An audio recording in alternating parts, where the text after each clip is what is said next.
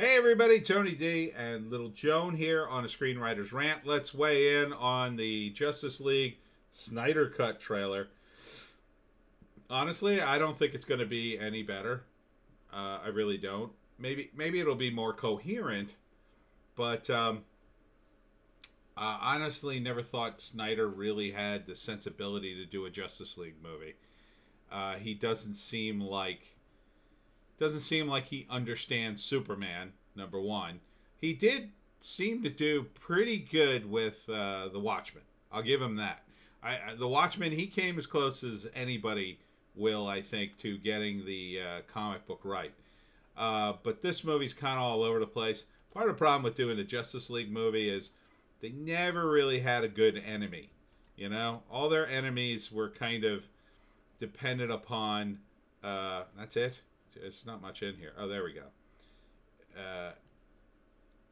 See if I can get it. Yeah, can't really get a good still here. Um, the all his all the Justice League depended upon. Geez, you can't even get a good still in this thing. It's just dark action over and over again. Uh, there should be heroic shots of all the characters together. And Cyborg is a weird choice. I think he would have been better off with Martian Manhunter, or even Booster Gold and Blue Beetle would have been fun. Green Lantern could have come back with a Green Lantern in here. Could have done the other Green Lantern, the other human Green Lantern. I forget his name, or even Kyle Rayner. That Green Lantern, Guy Gardner, anybody. If you didn't want to do Hal Jordan because it was too soon. I mean, I don't think anybody remembers Ryan Reynolds and Green Lantern other than the Deadpool fans. So I think it's perfectly fine that you could have revamped Green Lantern in this movie and thrown him in there. Would have been fine. Otherwise, you got Cyborg running around. Cyborg's just not that good of a character, in my view. He's never was. To me, the Justice League is always Batman, Superman, Aquaman, Wonder Woman, and either Green Lantern or John Jones, Martian Manhunter. And if you're going to explain Cyborg, Martian Manhunter's not that hard. He's really not. He's from Mars, and he's super strong, and, he's got telepathy or whatever. These... Part of the problem with Justice League has always been the characters are unbalanced. Superman's way too powerful. Everybody else, and Batman's basically a normal guy.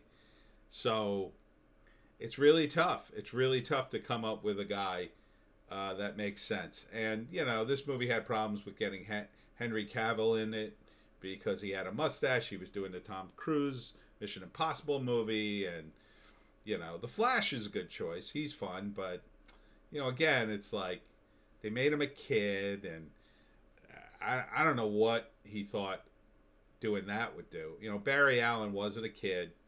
To me, it would have been fun to have him as an equal. But, it is what it is. I guess if you're a huge Snyder fan, you're going to see it and like it. I don't know. I wouldn't go out of my way. That being said, I wouldn't mind seeing it. I mean, I'm not opposed to seeing it. I have very low expectations, though. After what he did to Superman and Batman, I think he really was off the mark. This is hardly going to be a saving grace for me. But that's just my personal opinion. I think Snyder is a good filmmaker. But unfortunately, I think what has happened to comics in the movie industry is you just have too many egos and too many people trying to show each other up. At least with the Marvel movies, they had a formula that worked for a while. They built to something, and it was very good. I think DC is still under the old model where you just have people competing at every level to try to get their ideas in, and you end up with this weird mishmash of ideas, not really based on which idea is better, but based on whose idea can get in based on the power they have within the structure of the actual crew. But that's just my opinion. JLA, Snyder Cut. on HBO Max. And Joan, of course,